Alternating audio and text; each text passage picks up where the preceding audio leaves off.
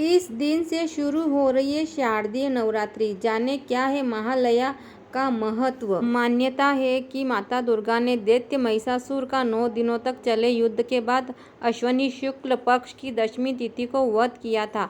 जानकारी के मुताबिक हिंदू धर्म में दुर्गा पूजा के दौरान मां के 9 स्वरूप यानी 9 देवियों की पूजा की जाती है। भारत ही नहीं दुनिया भर में हिंदू धर्म को मानने वाले लोग आस्था व धूमधाम से शारदीय नवरात्रि दुर्गा पूजा मनाते हैं। मुख्य रूप से यह त्योहार बुराई पर अच्छाई की जीत का प्रतीक है। महालया से प्रारंभ होकर दुर्गा पूजा विजयादशमी या दशहरे को समाप्त होता है। हिंदू पंचांग के अनुसार इस साल 2 अक्टूबर को महालया के साथ प्रारंभ होगा, 3 अक्टूबर को पहली पूजा और 12 अक्टूबर को विजयादशमी दशहरे के साथ संपन्न होगा। महालया का क्या महत्व है। धार्मिक मान्यता है कि महालया पितृपक्ष श्राद्ध, पूर्वजों को श्रद्धांजलि देने की अवधि का 16वां दिन है।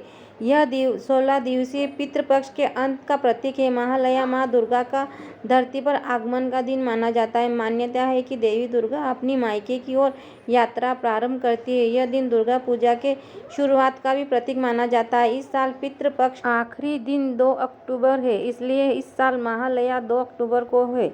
इस दिन को महालया अमावस्या सौर पितृ अमावस्या के नाम से जाना जाता है। इसके अगले दिन कलश स्थापना के साथ शारदीय नवरात्रा प्रारंभ हो जाएगा।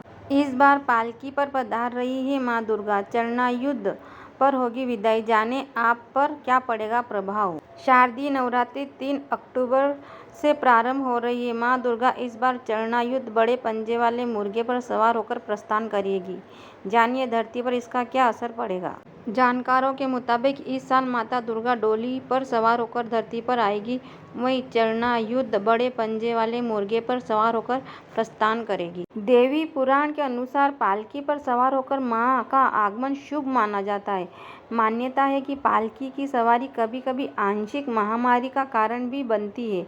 वहीं मुर्गे की सवारी यानी चरणायुद्ध से मां की विदाई समाज और देश में प्रतिकूल प्रभाव डालती है। ऐसी मान्यता है कि इस दौरान देश को प्राकृतिक आपदाओं के भविष्य में अन्य संकटों का सामना करना पड़ सकता है। दुर्गा पूजा 3 अक्टूबर से शुरू हो रही है। दुर्गा पूजा यानी शारदीय नवरात्रि के पहले दिन कलश स्थापना, घट स्थापना की जाती है। दुर्गा पूजा के दौरान आगमन व प्रस्थान के लिए मां की ओर से इस्तेमाल होने वाली सवारी का असर समाज, प्रदेश व देश पर पड़ता है। साल भर में 4 नवरात्रि आते हैं, 2 गुप्त नवरात्रि, 1 वासंतिक नवरात्र और 1 शारदीय नवरात्रि। चारों नवरात्रियों में शारदीय नवरात्रि सबसे ज़्यादा महत्वपूर्ण व लोकप्रिय है। इसे महानवरात्रि भी कहा जाता है। अश्विनी माह के शरद ऋतु में शारदीय नवरात्रि पड़ता है। शरद ऋतु में होने के कारण इन्हें शारदीय नवरात्रि कहा जाता है। इसमें मां दुर्गा की 9 अलग अलग रूपों में पूजा की जाती है। नवरात्रा के 10वें दिन विजयादशमी या दशहरा होता है। नवरात्रि में करना है मां दुर्गा को प्रसन्न तो ऐसे करें उनका श्रृंगार, चमक उठेगी आपकी किस्मत। नवरात्रि की शुरुआत होने वाली है और हर भक्त चाहता है कि इस नवरात्रि माता रानी की कृपा उससे प्राप्त हो। आज हम आपको नवरात्रि में होने वाली माता रानी की विशेष श्रृंगार के बारे में बताने वाले हैं, जिसे करने से माँ जगदम्बा बेहद ही प्रसन्न होती है। नवरात्रि पर माता रानी का करें 16 श्रृंगार। हिंदू धर्म में 16 श्रृंगार बेहद शुभ और सौभाग्य का प्रतीक माना जाता है। यही वजह है कि नवरात्रि के पवित्र मौके पर माता रानी को भी 16 श्रृंगार से सजाया जाता है। इसमें जो जरूरी चीज़ें शामिल होती है वो है मेहंदी, पायल, गजरा, लाल चूड़ियाँ, लाल चुनरी, लाल बिंदिया, काजल, मांग टीका, झुमके, नथ, बिछुआ, बाजूबंद, कमरबंद, मंगलसूत्र। इसकी जगह फूल माला का इस्तेमाल भी किया जा सकता है। इसके अलावा माता रानी को लाल रंग का जोड़ा बेहद पसंद है। ऐसे में अगर आपके घर में माता रानी की मूर्ति है तब तो आपको उनके लिए लाल रंग का जड़ाऊ लहंगा जरूर लाना चाहिए। नवरात्रि पर माता रानी का श्रृंगार करने के लिए सबसे पहले एक चौकी की स्थापना करें। इस चौकी को गंगा जल से पवित्र कर ले और इस पर पीले या लाल रंग का कपड़ा बिछा दे।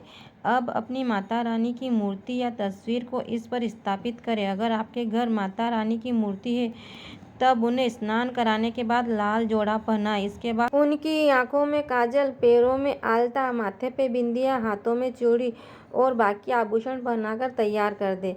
आखिर में फूल माला और मोगरे का इत्र छिड़ककर उनके श्रृंगार को पूरा करें। इसके अलावा अगर आपके घर माता रानी की तस्वीर है तो उसे गंगाजल छिड़ककर स्नान कराएं। इसके बाद लाल चुनरी ओढ़ाकर माता को श्रृंगार का सामान अर्पित करें। इन बातों का रखें ख्याल।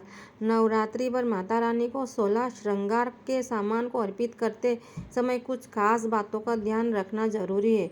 नवरात्रि पर माता रानी को लाल रंग की गोटेदार चुनरी चढ़ाना शुभ माना जाता है। माता रानी को चढ़ाए जाने वाला गजरा असली फूलों का बना होना चाहिए। गुलाब या मोगरे के फूलों का बना हुआ गजरा सबसे शुभ माना जाता है।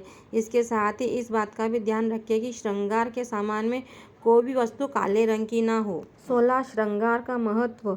नवरात्रि पर माता रानी के 16 श्रृंगार का बहुत ही खास महत्व होता है। ऐसी धार्मिक मान्यता है कि नवरात्रि पर जो माता रानी को 16 श्रृंगार अर्पित करता है उसकी सभी मनोकामनाएं पूर्ण होती है।